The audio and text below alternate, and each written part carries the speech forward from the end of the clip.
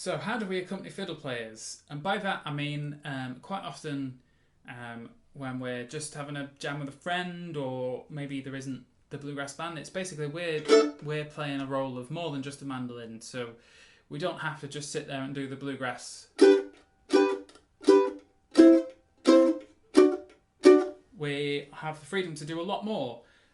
We can be more inventive with our chords, we can be more inventive with our rhythm, and yeah, it's more fun, right? Basically, we get to do what we want to accompany fiddle players.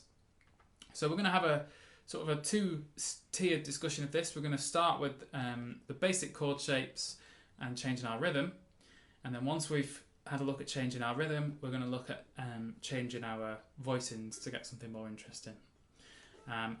All of this we're going to do around the fiddle tune called Over the Waterfall, and I have borrowed a fiddle player to help me demonstrate this throughout the course of this lesson.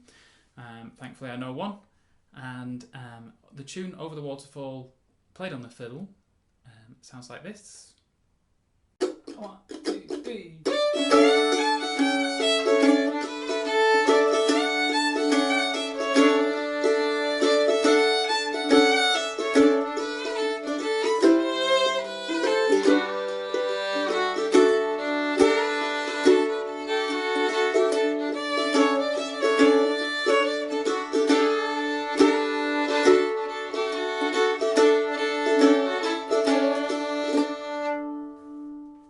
The starting point for anyone is just the basic, I call it the unchink rhythm, where you kind of do a bass note and then a strum.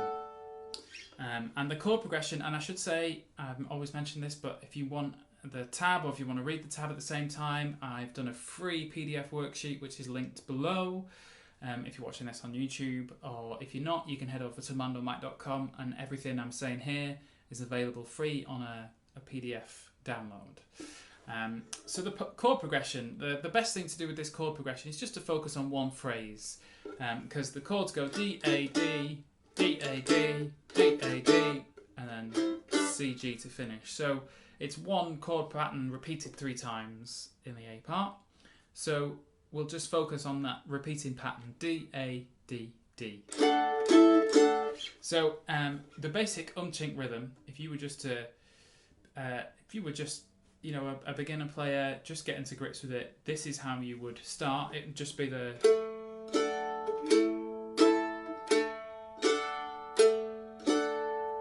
which sounds fine.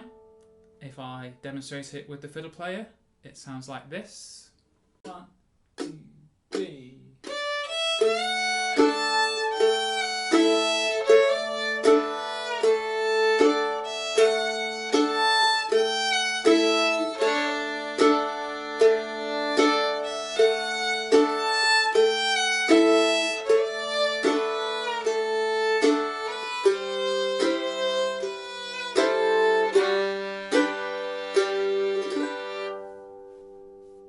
So there's absolutely nothing wrong with that way of playing chords. It should be your starting point for all beginners. You should make sure you can do that. That's kind of level 1. Playing chords with a fiddle player is just a nice ringing. What's important with this is we can let the notes ring out, because it's just us accompanying the fiddle player. Normally the guitarist is the one letting notes ring out and you're having to stop them, but you can really...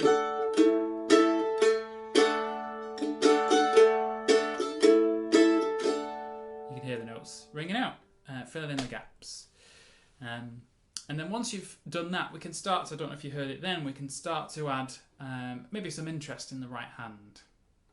So the first thing I actually like to do is take away some notes. So when you see a bar that has 2 chords in it, so you've got one change in the bar, I kind of like to do a dramatic strum that lets the notes ring out. So instead of just going,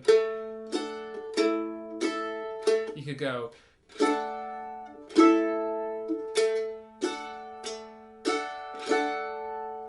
So you're doing a strum on the D, then a strum on the A.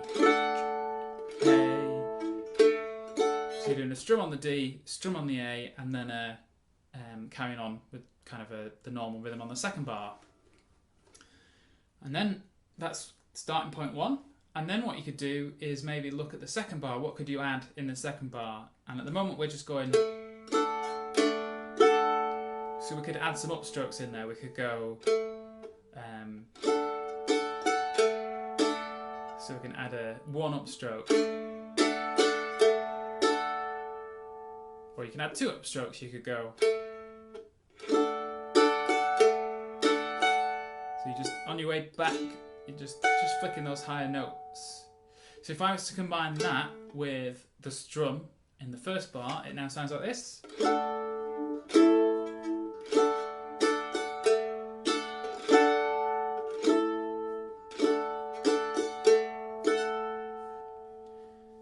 And the whole idea is just adding a bit of interest to what's going on in the chords. It isn't just,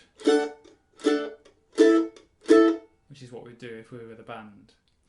So what I would generally do is start off simple, and then by the time you play the phrase for the third time, you kind of, your right hand's doing a bit more interest. So let's try that with our fiddle player. And I'm going to do a strum,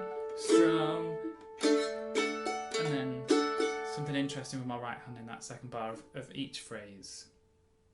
Okay, here we go with the fiddle player. 1, 2, 3.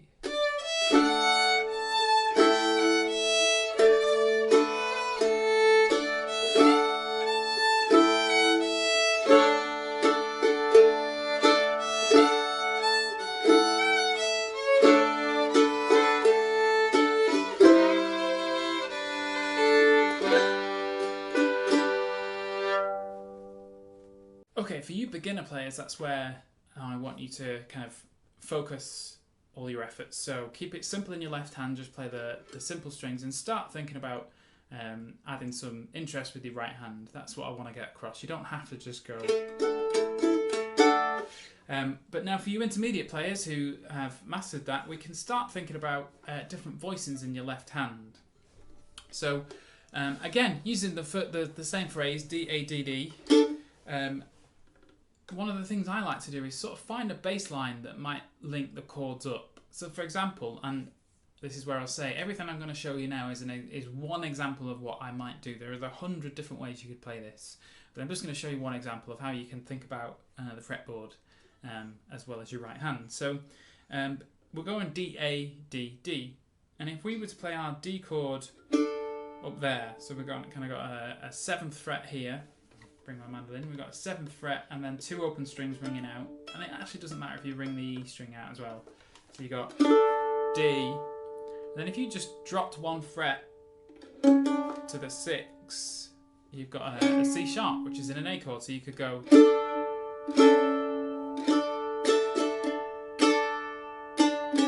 You hear I've got the notes droning out. That's always a nice thing to do in this when accompanying fiddle players. Get some notes ringing out.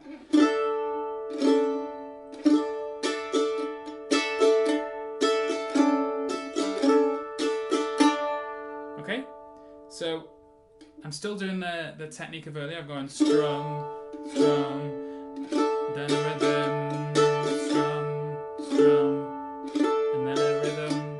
Okay? So I think we should try that very briefly with the fiddle player. So we're going to go. Okay, here we go. 1, 2, 3.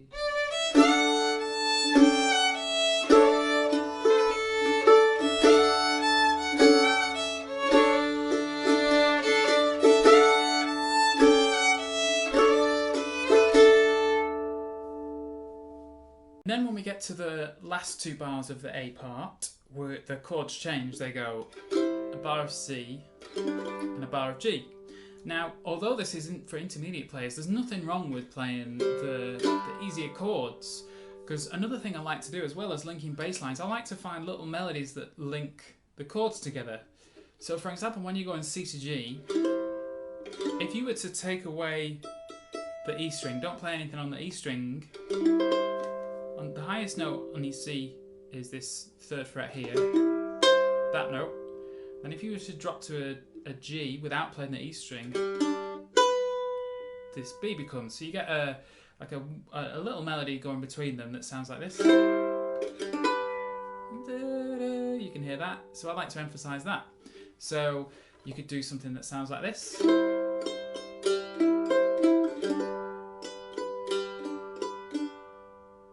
it's kind of interest in your right hand, so just kind of picking some notes. So it's starting each bar with a strum.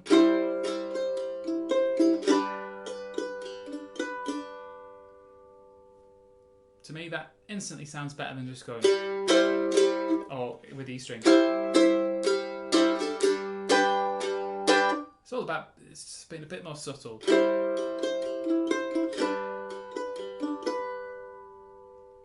Okay, so what we should do now, let's try the A part with a repeat played with our fiddle player. 1, 2, 3.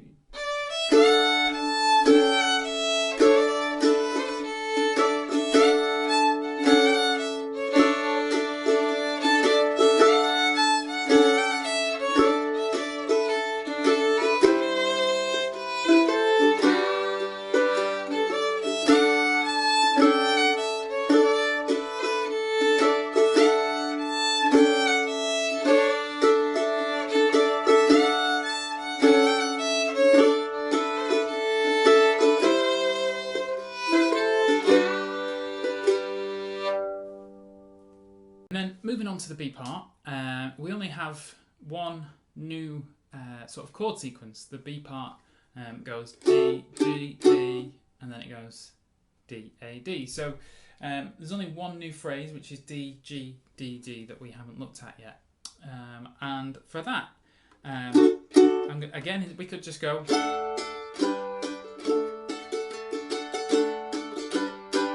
Nothing wrong with that. But I'm going to change the voice in again, and we're going to stick with our 7th fret for the D, but we're going to introduce the 4th fret on the D string. So it sounds like that. Because then to get a G, all you need to do is turn the 4th fret into the 5th fret. So it sounds like this. Do it again. Let's keep repeating it until you get the hang of it.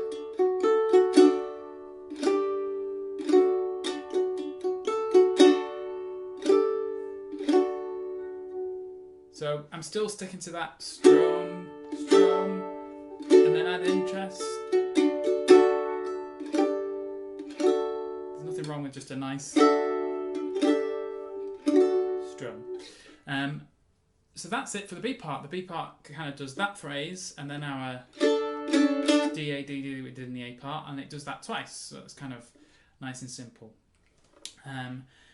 So that is pretty much everything I wanted to show you in this lesson. There will be more about how to accompany fiddle players. And the main points that I want you to take away are, first of all, your right hand. You can think about your right hand and you can give it more freedom. You can be brave enough just to do a strum on the beat, and then you can add some interest, you can add some upstrokes, and get some notes ringing out, like almost acting like drones. And then once you've thought about your right hand, you can start thinking about where your left hand's sitting and start finding little melodies that link up your chords. That will make everything sound so much better and add so much more interest than, again, just and so on. So what I'm going to do now to finish this video, me and said fiddle player will play AABB of this, and you should play along and try and implement some or all of those techniques. As always with this is just one example, so you can just take this away and find what you do like, find what you don't like, and incorporate it into your playing. So thanks for watching. I'm going to leave you with myself and Jay on the fiddle playing Over the Waterfall, and do play along, and get in touch if you have any questions, and I'll see you next month. 1, 2, 3.